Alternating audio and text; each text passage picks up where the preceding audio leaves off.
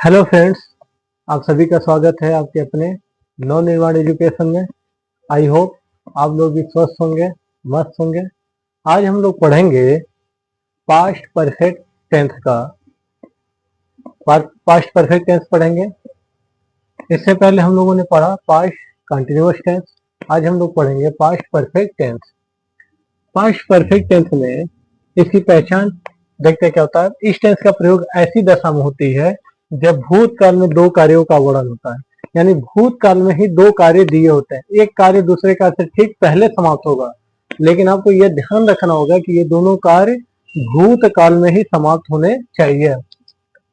और इन वाक्यों के अंत में, यानी जब हिंदी में पढ़ोगे, बहुधा हिंदी वाक्यों में जब पढ़ेंगे तो इन वाक्यों के अंत में आपको चुका था, चुकी थी, चुके थे, या था, ई थी, ए थे आदि शब्द मिलते हैं।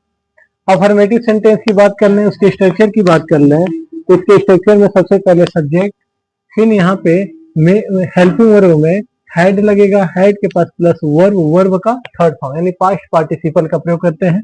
उसके बाद ऑब्जेक्ट, लास्ट में अगर कोई अन्य वर्ड है तो उसे भी लिखते हैं।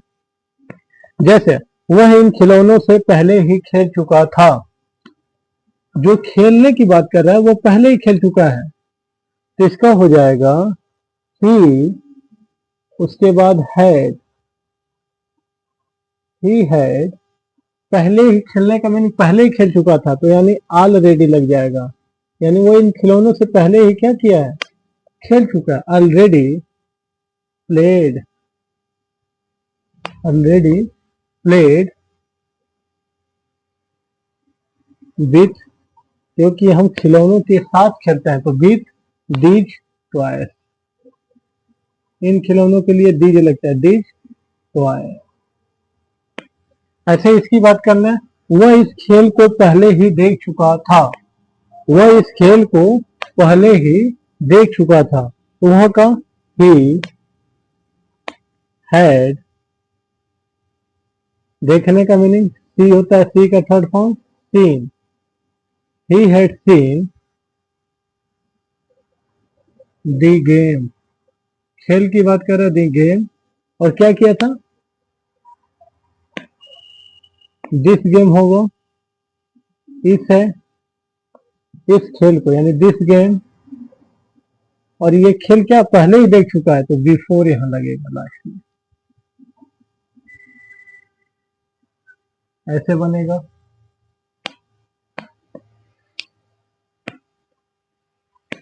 वो इस खेल को पहले ही देख चुका था, तो इसका हो जाएगा ही हैड सीन दिस गेम, इस खेल के लिए दिस गेम, और चूंकि इस खेल को पहले ही देख चुका है तो वहां पहले के लिए क्या लगेगा, बिफोर, और यहाँ पहले ही खेल चुका था यानी ऑलरेडी वो खेल चुका है, इसलिए यहाँ ऑलरेडी इसकी विशेषता बता रहा है क्रिया की, तो उसको ठीक उसके पहले लगाए हैं।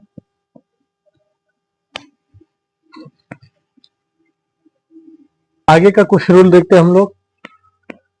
दिया है, देखिए, जब दो कार्यों का वर्णन हो तो दो प्रकार से होता है। एक तो बीच में जब पहले शब्द आ जाए, जब कार्य के बीच में क्या जाए पहले, और दूसरा बाद या पश्चात, यानी या पहले या पूर्व भी आ सकता है। यदि कार्य में पहले शब्द आया हो, यानी हमारे वाक्य में पहले या पूर्व शब्द आया हो, तब जो कार्य पहले समाप्त होगा, या ऐसे कह सकते जो कार्य पहले समाप्त होगा उसे हम पास्ट परफेक्ट में इंग्लिश में अनुवाद करेंगे और पहले बनाएंगे, और जो कार्य बाद में समाप्त होगा उसे पास्ट इंडिफिनिट में बिफोर लगाकर बनाते हैं।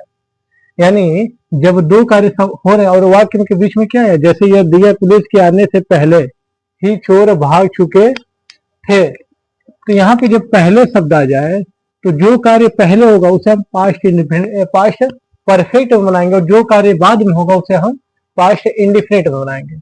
तो यहाँ पे पुलिस के आने से पहले चोर भाग चुके थे, यानी चोर भागने का काम क्या हो रहा है, पहले ही हो रहा है, चोर के भागने का काम पहले ही हो रहा है। तो इसका हो जाएगा, सबसे पहले हम जो कार्य पहले समाप्त होगा उसको बनाएंगे, वो भी किसमें, पास्ट परफेक्ट टेंस में। तो द थीव्स, यहाँ पे बहुवचन में थीव नहीं है, एक से अधिक चोर है, द थीव्स। उसके बाद क्या होता है, हैड, वर्ब का थर्ड फॉर्म, भागने का मीनिंग रन अवे होता है, रन अवे, और पहले के लिए हम क्या लगाते हैं, बिफोर, और जो कार्य बाद में समाप्त होगा उसे हम किस में बनाएंगे, पास्ट इंडेफिनिट में बनाएंगे। तो इसका हो जाएगा द पुलिस केम, ऐसे बनेगा। यानी जो कार्य पहले समाप्त होगा, जब हमारे वाक्य के बीच में क्या है पहले, तो जो वाक्य पहले कार्य मतलब जो कार्य पहले समाप्त होगा उसे हम पास्ट परफेक्ट में पहले बनाएंगे, और जो कार्य बाद में समाप्त होगा उसे बिफोर लगा के हमें पास्ट इंडेफिनिट में बनाना है। जैसे यहाँ पे राम के स्कूल जाने से पहले ही वर्षा आरंभ हो चुकी थी। यानी यहाँ वर्षा आरंभ होने का कार्य पहले हो रहा है, तो इसको हम पास्ट परफेक्ट बनाएंगे। इट हैड, आरंभ होने का मीनिंग यहाँ बिगन हो जाएगा, begin begin begin began. Began वर्षा के लिए क्या होता है, टू रेन। वर्षा आरंभ हो चुकी थी, इतने का हो गया। पहले के लिए हम लोग बिफोर लगाएंगे, और जो कार्य बाद में समाप्त होगा उसे किसमें बनाना है, पास्ट इनफिनिट में। राम के स्कूल पहुंचने से पहले, बिफोर राम, पहुंचने का मीनिंग रीच्ड। आपको पता होना चाहिए पास्ट इंडेफिनिट में वर्ब का सेकेंड फॉर्म लगता है। राम रीच्ड स्कूल, ऐसे बनेगा। अब दूसरा देखते हैं, जब यदि वाक्य में बाद या पश्चात आया हो, यदि वाक्य में अभी तक यहाँ पहले आ रहा था, बाद और पश्चात आया हो, तो जो कार्य बाद में होगा उसे पास्ट इंडेफिनिट में बनाते हैं, और जो कार्य पहले होगा उसे आफ्टर लगाकर पास्ट परफेक्ट बनाते हैं। यानी यहाँ पे जो काम पहले बाद में समाप्त होगा उसे हमें पास्ट इंडेफिनिट में बनाना है, और पास्ट इंडेफिनिट से ही शुरू करेंगे। जैसे यदि यह खाना खाने के बाद, जब वो खाना खा लिया तब वो स्कूल चला गया। जैसे दिया खाना खाने के बाद वो स्कूल चला गया, सबसे पहले खाना खाने का काम हो रहा है तब वो स्कूल जा रहा है, तो हम इसको सबसे पहले पास्ट इंडेफिनिट में पहले बनाएंगे। कहाँ पे बनाएंगे, यहाँ पे भी कार्य जो बाद में समाप्त होगा उसे पास्ट इंडेफिनिट में ही बनाना है, लेकिन इसको हम पहले लिखेंगे। तो वह स्कूल चला गया, तो ही केम, सॉरी जाने का मीनिंग तो वेंट होता है, go went gone. He went to school. उसके बाद बात के लिए क्या लगेगा, आफ्टर। आफ्टर के बाद कहाँ चला गया, खाना खाने के बाद। After he had taken food, ये इसका बनेगा।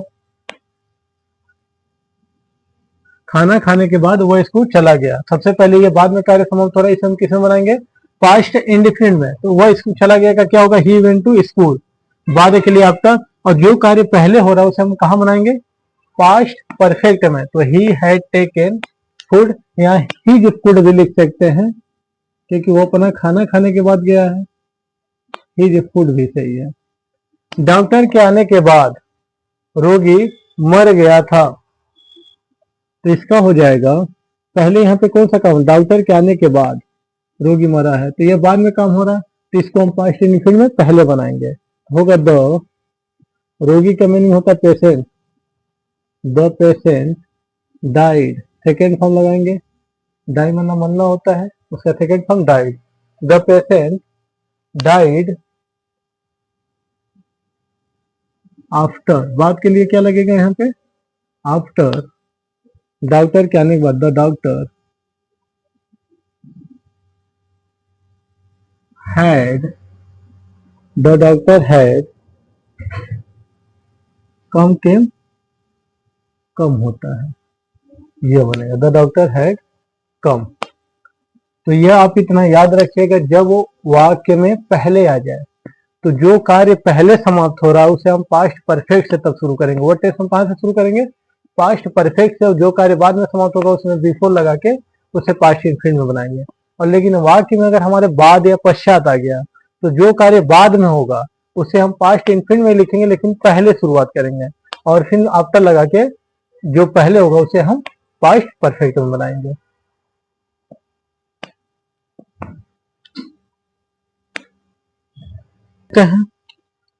जैसे यदि वाक्य में तो या तब आया हो, तो उसके लिए हम लोग कामा का प्रयोग करते हैं, देन का प्रयोग नहीं करते हैं। हालांकि तो या तब के लिए हम लोग देन का भी प्रयोग करते हैं, लेकिन इस टेंसों में जब तो या तब आया हो तो हम लोग किसका प्रयोग करेंगे? कामा का। जैसे दिया, जब मैं घर पहुंचा तो सब अतिथि जा चुके थे, तो जब के लिए क्या हो जाएगा? व्हेन। पहले ये पहले काम हो रहा है तो ये तो पास्ट परफेक्ट में ही बनेगा। जब मैं घर पहुंचा, आई, इसे हम इंडेफिनिट बनाएंगे, I reached home. When I reached home, जब मैं घर पहुंचा, तो के लिए क्या लगाएंगे? कामा। कामा लग गया। सब अतिथि जा चुके थे, तो all the guest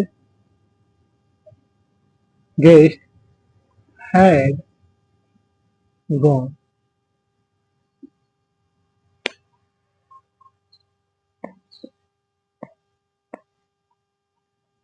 gets, all the guests had gone, ऐसे बनेगा। यहाँ पे तो या तब के लिए हम लोग क्या लगाएंगे? कामा।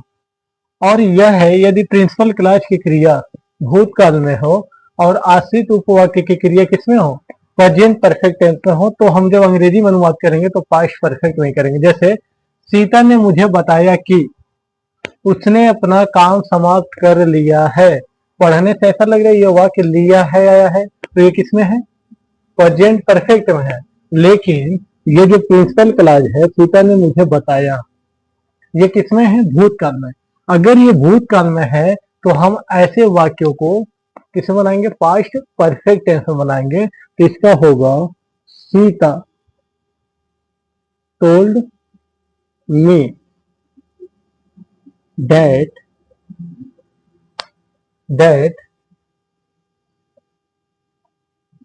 उसने अपना काम समाप्त कर लिया।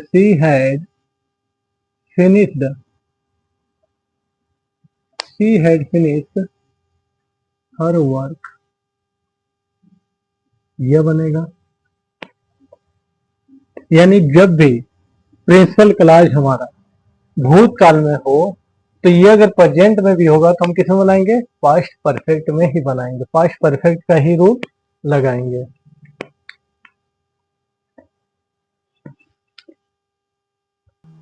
अगला हम लोग सेंटेंस पढ़ते हैं, नेगेटिव सेंटेंस। नेगेटिव सेंटेंस में दो प्रकार से होता है, एक तो नहीं आएगा, दूसरा कभी नहीं। जब नहीं आएगा तो subject plus head plus not, verb का थर्ड फॉर्म प्लस सब्जेक्ट लिखेंगे। और जब वाक्य में कभी नहीं आ जाए, क्या आ जाए? कभी नहीं आ जाए, तो हम सबसे पहले सब्जेक्ट, हेड, नेवर, वर्ब का थर्ड फॉर्म प्लस ऑब्जेक्ट, यानी इस नॉट की जगह हमें बस नेवर कर देना है। जैसे चाय पीने से पहले उसने स्नान नहीं किया था, पहले आए तो इस वाक्य को हम किसमें बनाएंगे? पास्ट परफेक्ट में। तो he had not, he had not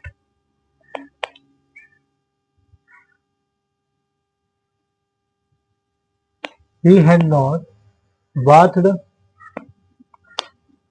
he had not bathed before before चाय पीने से पहले, बिफोर इसको बनाएंगे पास्ट में take the tea, take the T.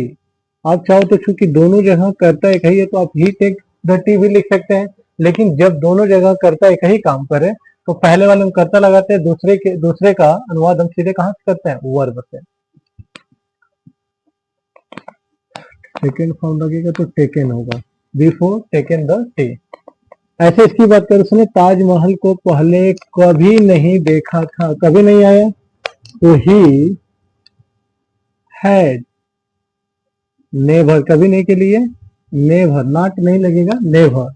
उसके बाद वर्ड का थर्ड फॉर्म, देखने का मीनिंग सी होता है, सी का third form seen, seen the Taj Mahal, seen the Taj Mahal. और पहले के लिए बिफोर लगा देंगे यहाँ पे, बिफोर। हाँ, तो इसका हो जाएगा he had never seen the Taj Mahal. यानी जब कभी नहीं आएगा तो नॉट की जगह बस नेवर लगाना है, और जब ये बस नहीं आएगा तो बस हमें क्या लगाना है? नॉट लगाना।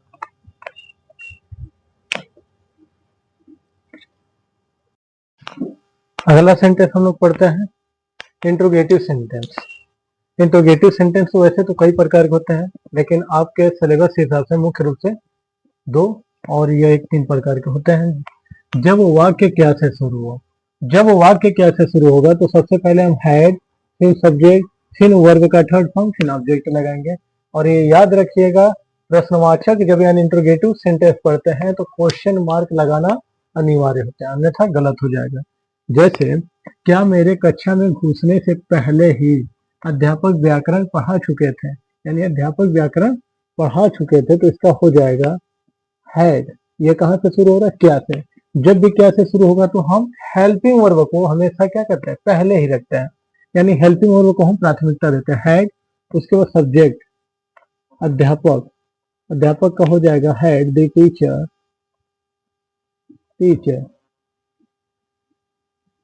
पढ़ाने का मीनिंग टीच, यानी इसका थर्ड फॉर्म टाट, TAUGHT, टाट। ग्रामर, व्याकरण को हिंदी में ग्रामर कहते हैं, सॉरी व्याकरण को इंग्लिश में ग्रामर कहते हैं, GRAMMR में आर। ग्रामर, ग्रामर पहले के लिए बिफोर, मेरे कक्षा में घुसने से पहले आई, घुसने का मतलब होता है प्रवेश करना। हम कक्षा में क्या करते हैं? प्रवेश। आई एंटर्ड, एंटर्ड, एंटर का, एंटर का क्या होता है? Second form entered in class. और लास्ट में क्या लगेगा? क्वेश्चन मार्क जरूर लगेगा। एंटर्ड इन क्लास या इन द क्लास भी लिख सकते हैं। क्या मेरे कक्षा में घुसने से पहले ही अध्यापक व्याकरण पढ़ा चुके थे, तो सबसे पहले यह काम हो रहा है, तो इसको हम किसमें बनाएंगे? पास्ट परफेक्ट में। तो had the teacher taught grammar before, मेरे कक्षा में घुसने से पहले आई एंटर्ड इन क्लास। इसकी बात करें, जब प्रश्नवाचक शब्द बीच में आए, प्रश्नवाचक शब्द बीच में मतलब क्या, क्यों, कब, कैसे, जब बीच में आ जाए तो हम जब इंग्लिश में अनुवाद करेंगे तो सबसे पहले क्वेश्चन वर्ड यानी उनकी मीनिंग पहले लिखेंगे, फिर हैड लगाएंगे, फिर सब्जेक्ट, फिर वर्ब का थर्ड फॉर्म, फिर ऑब्जेक्ट। जैसे तुम्हारे आने से पूर्व वह क्या कर चुका था, पूर्व मतलब पहले वह क्या कर चुका था, तो क्या बीच में आया है। ये प्रश्न पूछने का काम कहाँ से हो रहा है? बीच से। तो क्या की मीनिंग क्या होता है? व्हाट, व्हाट, उसके बाद हैड, सब्जेक्ट में क्या है? वह की मीनिंग ही, क्या कर चुका था? ही, व्हाट हैड ही, करने का मीनिंग डन, डू का third form done. Before, before तुम्हारे आने से पूर्व, बिफोर यू कम कम होता है, यानी सेकेंड फॉर्म लगेगा, बिफोर यू केम, ये बनेगा।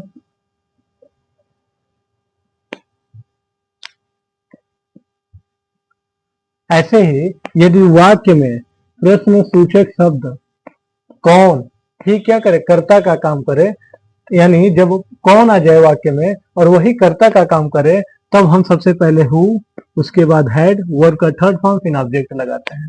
जैसे मेरे पहुंचने से पहले तुम्हारे घर में कौन घुस गया था, कोई तो कोई घुसा ही होगा, तो यही हमारा क्या करेगा? कर्ता का काम। तो कौन की मीनिंग क्या हो जाएगा? हु, उसके बाद हैड, हु हैड, वर्ब का थर्ड फॉर्म, घुसने का मीनिंग एंटर, तो एंटर्ड हो जाएगा, एंटर्ड तुम्हारे घर में, your house, your house, before, before मेरे पहुंचने से पहले, आई रीच्ड देयर। और लास्ट में क्वेश्चन में, यहाँ देयर इसलिए लग रहा है कि मेरे वहां पहुंचने से पहले तुम्हारे घर में कौन घुस गया था। तो जब भी कौन आ जाए तो सबसे पहले यही हमारा क्या करेगा? सब्जेक्ट का भी काम करेगा और इस रूल को भी वही फॉलो करेगा। तो सबसे पहले हु हैड, मतलब हु के बाद हैड के बाद वर्ब का थर्ड फॉर्म, फिर ऑब्जेक्ट। तो who had entered your house before I reached there, मेरे पहुंचने से मतलब वहां मेरे पहुंचने से पहले वहां या उस घर में कौन घुस गया था, तो वहां के अर्थ में ये दे लिया गया है।